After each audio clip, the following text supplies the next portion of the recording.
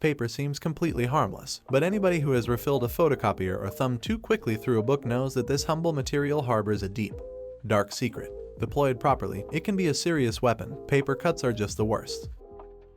There isn't a whole lot of scientific research effort directed at understanding the pain of paper cuts, probably because nobody would sign up for a randomized, controlled study that involved a researcher intentionally inflicting this kind of torture on study participants. But we can use our knowledge of human anatomy to help us out here. It's all a question of anatomy.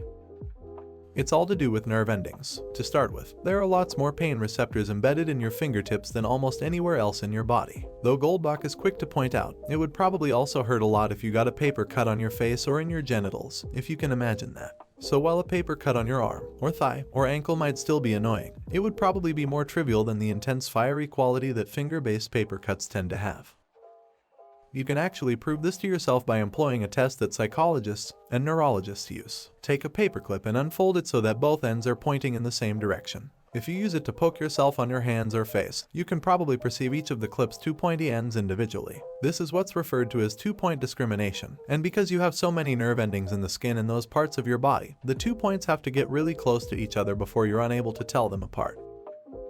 It's reasonable that your brain would devote more neural real estate to continuously monitoring possible threats to your hands, since they're the main vehicles the body has for interacting with the world. If you come into contact with something extremely hot, for example, or sharp, it's just more likely that you would interact with it using your hands. So the extreme pain felt when something injures your fingers is simply the result of evolution working as it should, providing a little extra encouragement for you to keep those hands safe.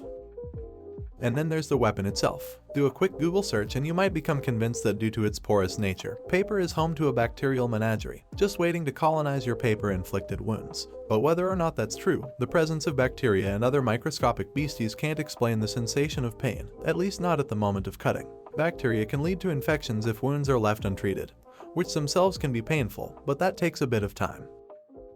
Unfortunately, each of us is going to face the prospect of enduring a few paper cuts as we go about our lives. Luckily, the common saying is probably wrong. 1,000 paper cuts would really hurt, but it probably wouldn't kill you.